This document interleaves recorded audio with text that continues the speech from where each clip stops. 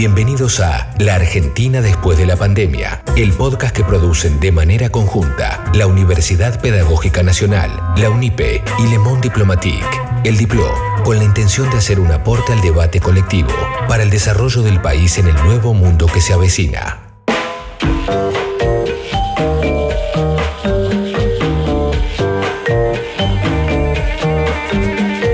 Hola, ¿cómo están? Mi nombre es Noelia Barral Grijera y en esta oportunidad los invito a pensar la geopolítica que se viene, el nuevo episodio de esta serie de podcasts que se propone debatir el futuro de la Argentina y el mundo. La Argentina después de la pandemia. Después de la pandemia.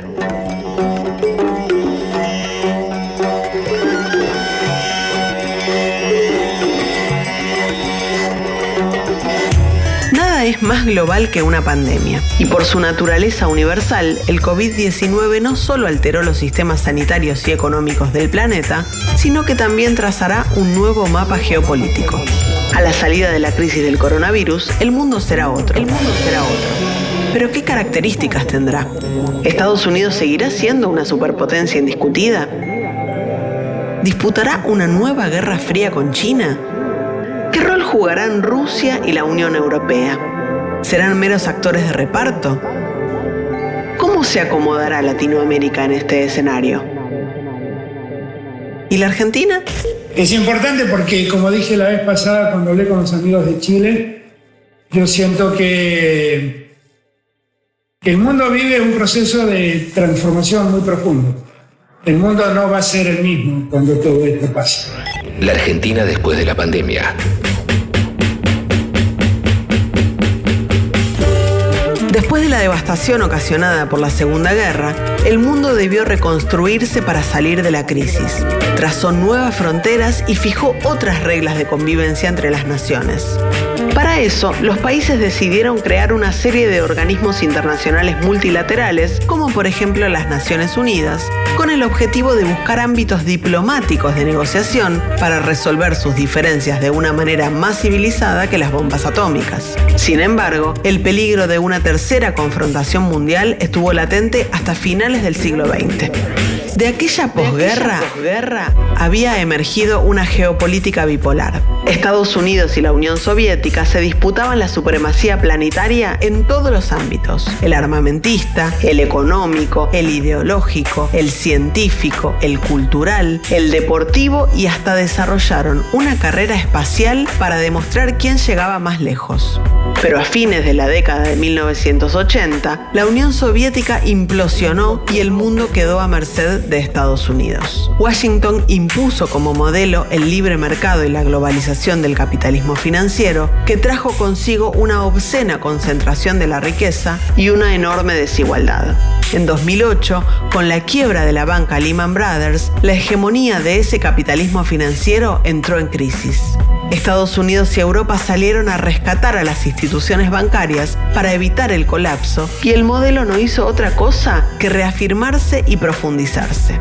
Mientras tanto, China, después de siglos de ensimismamiento detrás de su muralla, había abierto su comercio al mundo y no paraba de crecer en términos económicos a tasas siderales. Además, se había convertido en una especie de ambulancia para los países que el mundo unipolar dejaba abandonados. En eso estábamos hasta que apareció el COVID-19, un virus microscópico pero con una terrible capacidad de destrucción. La Argentina después de la pandemia. Entre otras cosas, la pandemia evidenció una crisis de liderazgos internacionales. Estados Unidos continúa y continuará siendo potencia planetaria. Conserva el principal arsenal armamentista del mundo y la mayor economía. Pero perdió su capacidad de orientar y marcar un rumbo. La arrogancia de Trump y su pésimo manejo de la pandemia agudizaron la crisis de la hegemonía estadounidense. Habrá que ver si las recientes elecciones presidenciales del 3 de noviembre permitirán una refundación del gran imperio americano o si definitivamente continuará la lenta pero persistente declinación que se venía dando. Por lo pronto, después de siglos de silencio, retornan a la primera escena las potencias orientales, con China a la cabeza, hoy el principal exportador del mundo. Rafael Bielsa fue canciller de la Argentina durante la presidencia de Néstor Kirchner. Es abogado, escritor y poeta y actualmente es el embajador del gobierno de Alberto Fernández en Chile. ¿Cómo imagina el mundo de la pospandemia? En un mundo donde un país como los Estados Unidos, que tiene el 70% de la economía de alto gasto, pero el 40% de los estadounidenses no pueden recaudar ni siquiera $400 por mes en caso de emergencia, y donde el 25% vive de cheque a cheque, es una demostración de la fatiga del material. Ahora, no puedo dejar de decir que nuestro país, la Argentina, tiene un severo problema de convivencia. A mi modo de ver, las tres condiciones clásicas de una nación, las glorias compartidas, el plebiscito cotidiano que nos da la ratificación de vivir juntos y una idea de futuro más o menos compartida, están en crisis. Nosotros tenemos un problema que debemos ordenar, que es un problema interior. Sin resolver ese problema interior, mal podemos plantearnos cuál es el lugar de Argentina luego de la crisis del coronavirus, si existe ese luego, si hay efectivamente una fecha después de coronavirus. Por lo tanto, me parece que nuestra principal asignatura pendiente es poner en orden nuestra alma. No es posible ver a un compatriota que está esperando en un semáforo con lo mismo que nosotros, a un individuo que se apropió de algo que nosotros creemos que merecemos y por lo tanto lo miramos con hostilidad, como una especie de vulgar ladrón. Si no resolvemos ese problema, si no ponemos en orden nuestra vida colectiva, va a ser muy difícil que el después del coronavirus sea algo mejor que el antes del coronavirus. La Argentina después de la pandemia. El escenario que enfrenta a Estados Unidos y China no es equivalente a la Guerra Fría. La disputa por el liderazgo tiene un carácter mucho más comercial y tecnológico que militar e ideológico. Desde la posguerra, Washington se preocupó por exportar su modelo político, la democracia liberal, y económico, el libre mercado, a través de sanciones comerciales, intervenciones militares e incluso promoviendo golpes de Estado. La nueva China, en cambio, busca abrir nuevos mercados, por ejemplo, las nuevas rutas de la seda, tanto en América Latina como en Asia, pero hasta ahora no sugirió ni exigió ni promovió que el resto del mundo adopte su modelo político ni su cosmovisión ideológica. Una de las tácticas chinas consiste en aportar a los países periféricos inversiones en infraestructura, en caminos, ferrocarriles, puertos, producción energética, que facilitarán las transacciones comerciales entre esas naciones y Beijing. Henry Kissinger, el ex secretario de Estado de Nixon, describió en su libro On China que el pensamiento geopolítico de los Estados Unidos se asemeja a la estrategia del ajedrecista, donde el secreto para ganar el juego consiste en dominar el centro del tablero. Pero China, señaló Kissinger, utiliza los secretos del Wei Chi, un juego milenario oriental cuya estrategia victoriosa consiste en rodear al adversario hasta impedir sus movimientos. La Argentina después de la pandemia.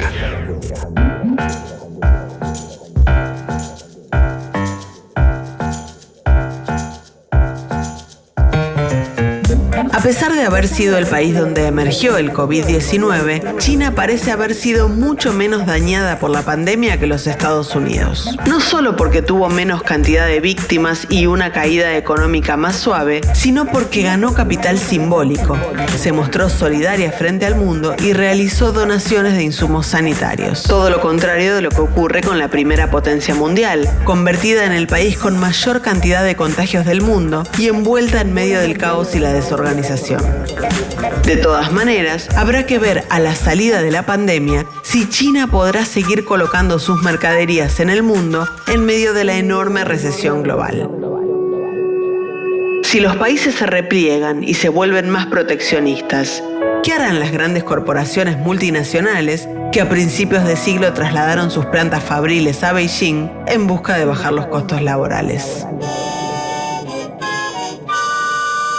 Además de los mercados comerciales, Estados Unidos y China son los principales competidores en la carrera tecnológica. En el frente de batalla más explícito se disputan el liderazgo de la tecnología 5G, también llamada la Internet de las Cosas. Esta nueva tecnología permitirá la interconexión de las máquinas y profundizar el desarrollo de la inteligencia artificial. No solo será 100 veces más rápida que la actual, sino que les permitirá retroalimentarse con datos a sensores, robots, vehículos y otros dispositivos. En uno de sus discursos públicos, en medio de la pandemia, Donald Trump exhortó a los Estados Unidos a ganar la batalla por el 5G. Por eso su gobierno prohibió a las empresas estadounidenses utilizar equipos de telecomunicaciones chinas. Es que quien domine esa tecnología tendrá a su disposición un volumen de información vital para la realización de tareas de inteligencia y ciberataques. Y también, por supuesto, para hacer negocios. Podemos prohibir TikTok, podemos hacer más, hay varias opciones, pero están pasando muchas cosas, así que veremos qué pasa. La Argentina después de la pandemia. Dafne Esteso es asesora del Centro Latinoamericano de Estudios Políticos y Económicos de China, un organismo fundado en 2013 que busca profundizar las relaciones entre el gigante asiático y nuestra región. ¿Qué papel imagina que jugará China en el mundo de la pospandemia? Bueno, efectivamente los cambios que se avecinan post-pandemia, que se vienen, tienen que ver con la crisis del multilateralismo hegemónico, como lo venimos conociendo, en ese sentido el cuestionamiento a la globalización neoliberal, la emergencia de un nuevo orden geopolítico, el cambio del paradigma tecnológico y relacionado con esto la visibilización global de un nuevo patrón de acumulación que podríamos ubicar en Asia, especialmente en China, que se viene asentando en la aceleración del cambio tecnológico. En ese sentido, la pandemia viene acelera lo que ya se venía dando, que tiene que ver con la consolidación del papel de China como actor global, su ascenso, su reascenso, porque China ya fue potencia, que es un proceso que efectivamente venía de antes y la pandemia vino a acelerar en todo caso. Y esto tiene que ver con que China se viene erigiendo como un gran actor de la cooperación internacional. Y en el contexto de pandemia, esta disputa geopolítica adquiere también una perspectiva desde lo retórico, como parte de la guerra por la legitimidad. En caso de Estados Unidos es la de acusar a China como responsable de la pandemia al denominar el virus como el virus chino. El mundo está tan globalizado, la riqueza es global el mercado, y el que no lo aprenda se cierre y no entienda, ya no va a producir, ya no va a progresar. El mundo está abierto y cercano, el producto es global, pero no el ciudadano. Yo me globalizo, tú te globalizas, pero ustedes ahí y nosotros acá. La Argentina después de la pandemia.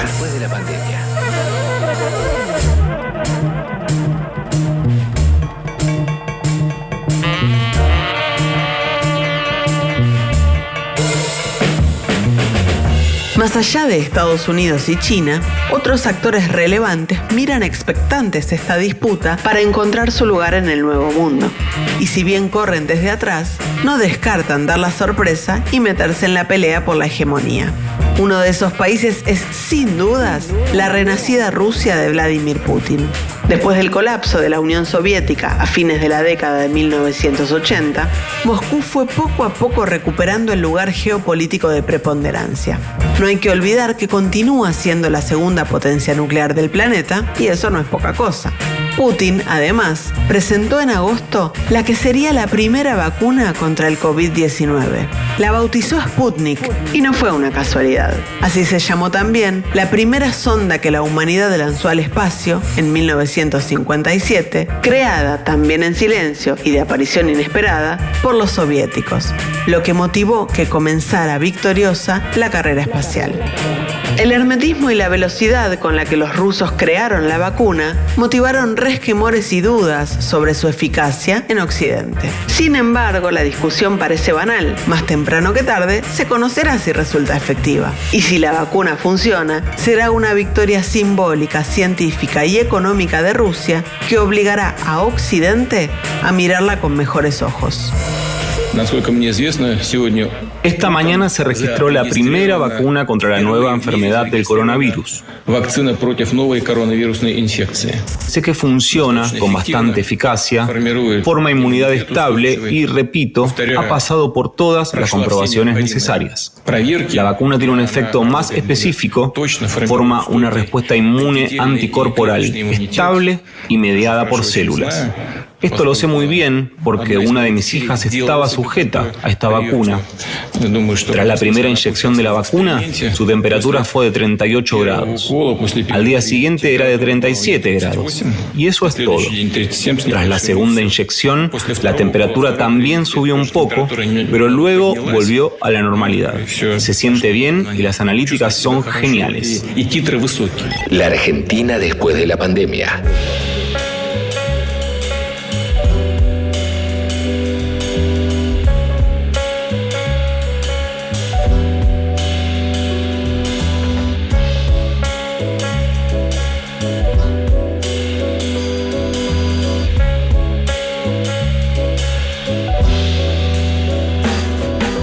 La pandemia trajo consigo una paradoja. Obligó a los países de los 5 continentes a cerrar las fronteras en medio de una crisis donde las respuestas precisan coordinación y cooperación. A pesar de las tensiones y discusiones, Europa fue el único continente que respondió de manera colectiva. La eurozona prevé una caída del 7,7% en su economía y, como todo el mundo, atraviesa la recesión más profunda desde la crisis de 1929. La situación actual es peor aún que la de 2008, cuando se hizo necesario salir al rescate de Grecia, Portugal, Irlanda y España. Ante la crisis del COVID, la Unión Europea decidió disponer para sus integrantes una ayuda de 545.000 millones de euros, una suma inédita para afrontar gastos ocasionados por la pandemia. Cada país puede solicitar hasta el 2% de su PBI y tendrá 10 años para devolverlo. A su vez, el Banco Europeo de Inversiones movilizará 200.000 millones de euros para reactivar a las empresas del sector privado y se destinarán 100.000 millones para enfrentar el desempleo. Quien se puso al frente de diseñar todo el esquema cooperativo fue la canciller alemana Angela Merkel. Su país también fue el que mejor gestionó la pandemia en el viejo continente. La dirigente germana es, sin dudas, la lideresa que salió más fortalecida en el mapa mundial. La Argentina después de la pandemia. A pesar del Brexit reciente, que terminó con la salida de Gran Bretaña de la Unión Europea, da la sensación de que ese bloque regional es el único organismo multilateral que conserva alguna capacidad de acción. La ONU, la Organización Mundial de Comercio y el G20, entre otros, solo conservan sus estructuras burocráticas, pero ya no lideran ni funcionan como espacios de acuerdos y cooperación. El propio Estados Unidos, durante el gobierno de Donald Trump, se encargó de minar y subestimar a los organismos internacionales multilaterales. Su principal directriz política fue primero los estadounidenses y su último menosprecio fue a la mismísima Organización Mundial de la Salud en plena pandemia, cuando anunció que no le realizará más aportes presupuestarios. En Latinoamérica, los organismos regionales no tuvieron mejor suerte. Después del impulso que recibieron durante la primera década del siglo, con la corriente de gobiernos populares que impulsó la UNASUR, la CELAC y fortaleció el Mercosur, llegó la oleada de gobiernos neoliberales que los dinamitó. La exclusión de Venezuela del Mercosur, el vaciamiento de la UNASUR, la renuncia de Brasil a la CELAC, la parálisis del Parlasur y la pérdida de legitimidad de la OEA colocaron al continente en un grado de máxima descoordinación cuando el COVID arribó a estos lares y exigía respuestas colectivas. La actualidad del subcontinente no es alentadora. Atraviesa un periodo de alta inestabilidad. Venezuela vive en permanente zozobra y con la amenaza constante de la intervención extranjera. Bolivia está ingresando a la transición tras atravesar un gobierno de facto. Chile solo logró atenuar los levantamientos populares con la parálisis que generó la pandemia y con la convocatoria a una reforma constitucional. Y en muchos países se convirtió en hábito la judicialización de la política. La Argentina después de la pandemia. Marco Enrique Sominami fue diputado y candidato presidencial en Chile, a donde fundó el Partido Progresista, la tercera fuerza política del país. Es además miembro del Grupo de Puebla. ¿Podrá reconstituirse el multilateralismo latinoamericano? ¿Se puede salir de la crisis sin lograrlo? Creo que América Latina y el Caribe, y en especial América del Sur, son y serán la zona más golpeada por este virus diminuto y mutante. Creo a su vez que la falta de coordinación sanitaria, falta de acuerdo sobre la deuda de la economía suramericana, falta de acuerdo sobre el gasto militar, falta de coordinación para empujar la democracia en América Latina y sobre todo en América del Sur, falta de acuerdo en materia migratoria, falta de inversión extranjera. Lo cierto es que este continente y sobre todo América del Sur va a conocer tiempos muy duros, muy salvajes. Probablemente algunas de las economías rebotarán bien, pero tendrán mucha dificultad para crear empleo y por tanto se requerirá de estados protectores. Yo creo que América Latina saldrá muy golpeada de esta crisis y que América Latina y el Caribe son hoy día la región del retraso, la región del rezago, detrás de África y de Asia. Respecto al multilateralismo, soy pesimista, como decía un filósofo, por inteligencia, pero optimista por voluntarismo, por voluntad. Y creo que el multilateralismo es fundamental para economías pequeñas como la chilena. Somos el 0.4% del Producto Interno Bruto Mundial, para el cambio climático, etcétera, etcétera. Pero no creo que el multilateralismo vuelva a conocer un impulso relevante. Si gana Biden será más relevante que con Trump, pero se demorará muchos años en recuperar dinámicas que son esenciales para el cambio climático, el desarrollo sustentable, el hambre, la pobreza, etcétera, etcétera.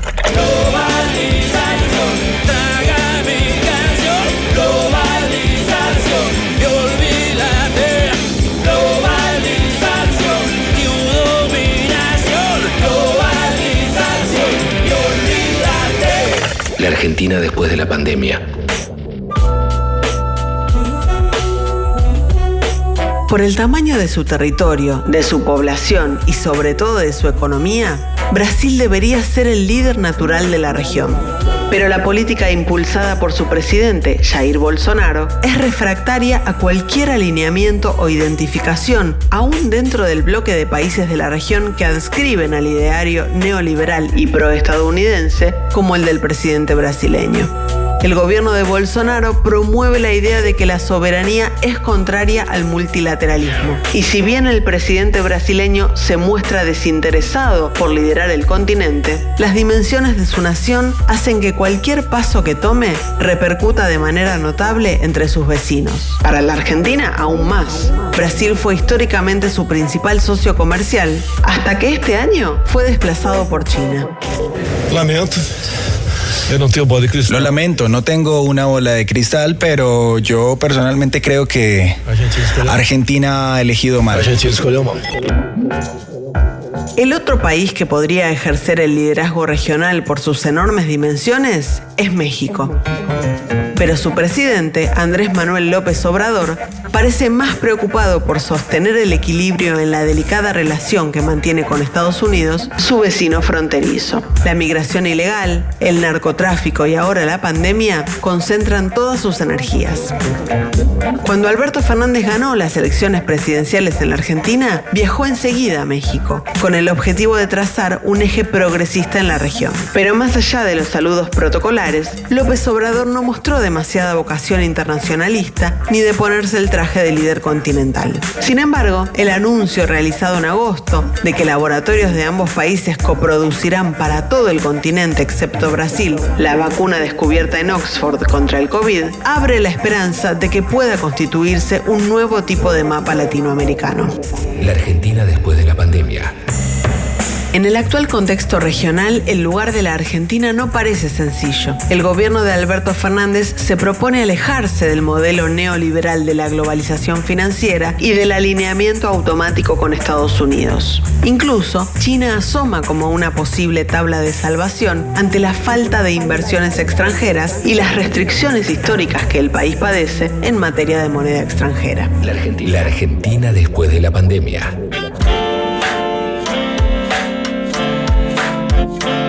En su ruta de política exterior, la Argentina se encuentra en absoluta soledad en la región. Por eso, una de las apuestas explícitas de Alberto Fernández consiste en el impulso del Grupo de Puebla, que reúne a funcionarios y exfuncionarios latinoamericanos que trabajan a favor de la alianza regional y las políticas distributivas. Sin embargo, parece difícil que la Argentina pueda asumir el liderazgo continental, más allá de los continuos llamamientos del presidente para fortalecer la cooperación latinoamericana. El sociólogo y magíster en Relaciones Internacionales, Juan Gabriel Tocatlián, es actual vicerrector de la Universidad Torcuato Di Tella. Autor de innumerables ensayos y libros sobre la geopolítica de América Latina, ha dicho recientemente que a la Argentina le corresponde en un futuro la diplomacia de la modestia. ¿Por qué? Bueno, en esencia todos los gobiernos, incluido por supuesto el de Argentina, inician sus gestiones tratando de llevar a la práctica aquello que prometieron o aquello que desean en términos de sus políticas públicas. Y si entendemos la política exterior como una política pública, pues al comienzo de cada gestión se trata de llevar adelante lo que se desea. Argentina, sin embargo, encontró una situación que hacía muy difícil, a mi entender, hacer lo que se desea y más bien poder hacer lo que se alcanza a hacer. Y en ese sentido era la idea general el concepto de una diplomacia de la modestia. ¿Y por qué la modestia y por qué considerar lo que se puede hacer más que lo que se desea hacer? Bueno, en primer lugar, por una condición de vulnerabilidad interna. En términos más internacionales y más regionales, pues también la situación era, y sigue siendo de hecho, muy delicada. En primer lugar, yo diría que era evidente, aún antes de la pandemia, el crecimiento de la rivalidad entre China y Estados Unidos, y particularmente durante el gobierno de Trump, un poco esa reminiscencia de la Guerra Fría, de estar con Estados Unidos o contra Estados Unidos, de tener que escoger con quién alinearse. Esto colocaba límites obvios a la política exterior. En segundo término, bueno, una sensación, por así decirlo, de cierto cerco diplomático. Todos los gobiernos afines, limítrofes de la Argentina, no compartían ningún elemento ni ideológico ni partidista con el gobierno que había triunfado. En ese contexto, y siguiendo un poco al dictado de Maquiavelo en El Príncipe, cuando dice que las cosas no resultan por la fortuna o por Dios, sino más bien por virtud, y él remarca que la virtud es una combinación de prudencia, moderación y humanidad. Yo creía pertinente sugerir una política exterior modesta, que fuera prudente, moderada y por supuesto humana. Y creo que ese despliegue tenía aún más razón de ser cuando estalló la pandemia. Vemos que la derecha vino por todo una vez más, y hasta no conseguirlo queda muy claro, no va a parar. Vienen a hacer los mandados y volvernos a saquear. Hay que irnos al pico. América unida podrá luchar contra los nuevos invasores, la nueva derecha continental. La Argentina después de la pandemia.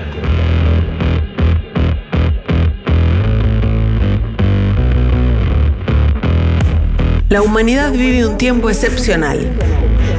La naturaleza puso a la historia en aparente suspenso.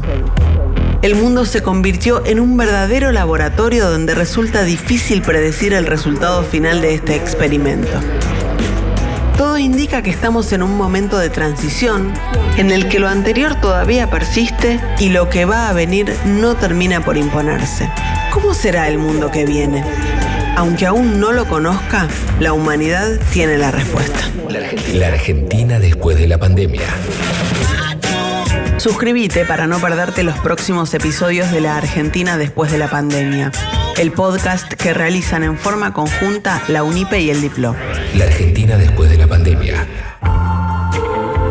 Conducción: Noelia Barral Grijera. Idea: Adrián Canelotto y José Nathanson.